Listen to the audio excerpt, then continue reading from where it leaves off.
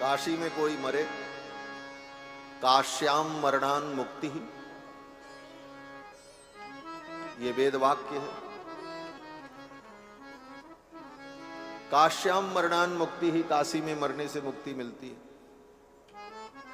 अब ये वेद वाक्य वर्तमान में जो उपलब्ध वेद की संहिताएं और ब्राह्मणादि ग्रंथ हैं उसमें कहीं उपलब्ध नहीं है, परंतु बड़े बड़े आचार्यों ने इस वाक्य को श्रुति वाक्य कह करके अपने ग्रंथों में उद्धृत किया है। तो न्याय शास्त्र के अनुसार अनुमान प्रमाण से इसका श्रुति वाक्य होना सिद्ध होता है। तो इस वाक्य में कहा कि काश्याम मरणान मुक्ति ही, काशी में मरने से मुक्ति मिलती है। और इस मुक्ति के लिए भगवान ने ही, रघुनाथ जी ने ही भगवान शंकर को नियुक्त कर रखा है। बोले क्या करना है? भगवान ने भोलेनाथ से कहा कि काशी में कोई मरे तो उसके कान में जाकर के राम राम कह देना मरने के पहले। मरने के एक क्षण पूर्व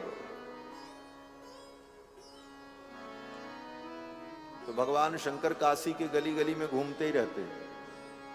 बीथ्याम बीथ्याम अटति जटिलः, बीथ्याम बीथ्याम अटति, बीथी बीथी में घूमते रहते हैं भगवान शंकर काशी में। क्यों? बोले इतनी बड़ी काशी है, पता नहीं कब कहां कौन मर जाए, इतनी बड़ी ड्यूटी दी है भगवान ने। बीथ्याम बीथ्याम अटति जटिलः कोपि काशी निवासी, काशी निवासी उन वीथियों में भ्रमण करते रहते हैं। कौन मरे तो उसके कान में राम राम कहना। अरे घूमने में भी तो देर लगेगी, कितने 24 घंटे भी घूमता रहे तो हर क्षण व्यक्ति हर जगह नहीं उपस्थित हो पाएगा। तब बोले उसके लिए भगवान ने दूसरा रास्ता निकाला। भोलेनाथ ने क्या किया? बोले काशी में जितने कंकड़ हैं वो सब शंकर हैं। गली गली में काशी का हर कंकर शंकर, इतने रूपों में भगवान काशी में विराजते हैं भोलेनाथ। पूरी काशी ही शिव का रूप है। क्यों? बोले पता नहीं कब कहां कौन मर जाए, हम पहुंच पाए न पहुंच पाए, इसलिए वहां उस रूप में हम रहें और उसको राम नाम सुनाते। तो सर्वत्र समस्त पुरियों में अयोध्या का ही संबंध है। अयोध्यापुरी मोक्षदायिनी पुरियों में सर्वप्रथम परिगणित है। और अयोध्या में जो सरयू महारानी है, सरयू महारानी का तो अद्भुत प्रभाव है। गंगा के तो दर्शन से मुक्ति मिले, गंगा में स्नान कर ले, गंगा में मर जाए तो मुक्ति मिले, लेकिन यहां अयोध्या में मुक्ति की तो बात ही नहीं है। मुक्ति तो हमारे घर की चीज है। तो फिर सरयू जी का फल क्या है? बोले सरयू जी में स्नान कर लो तो राम जी के चरणों की भक्ति मिल जाए, राम जी के चरणों की प्राप्ति हो। मुक्ति तो राक्षसों को भी मिल जाती है, भक्ति सबको नहीं मिलती। लेकिन सरयू स्नान का फल क्या है? बोले राम जी के चरणों की प्राप्ति, राम जी के चरणों की भक्ति।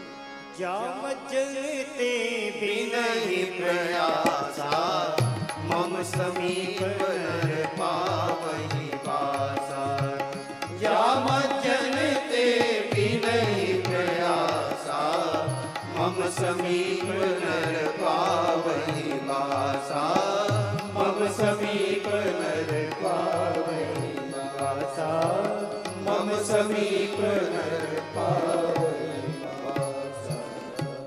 स्वयं भगवान कहते हैं, प्रभु श्री राम, जा मज्जन ते बिनहि प्रयास, जिन सरयू में मज्जन करने पर बिना प्रयास के ही मेरा सानिध्य जीव को प्राप्त हो जाता। मम समीप नर पावहि वासा, ये सरयू जी का फल है। और सरयू जी तो साक्षात भगवान का ही रूप है, ब्रह्मद्रवा। ऐसी दिव्य अयोध्यापुरी का वर्णन किया।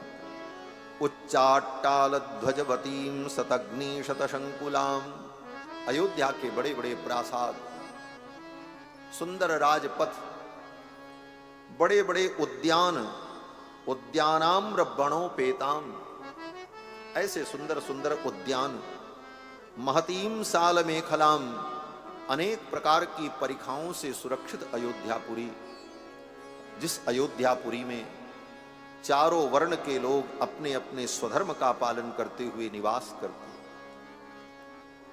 बड़े बड़े विद्वान ब्राह्मण द्विजोत्तमैर वेद षडंग पार गई है, षडंग वेद का अध्ययन करने वाले ब्राह्मण द्विज जहां पर निवास करते, ऐसी दिव्य अयोध्यापुरी, जिस अयोध्यापुरी की महिमा का वर्णन जितना भी किया जाए कम है। एक बड़ा सुंदर पद स्वामी श्री राजेश्वरानंद जी का,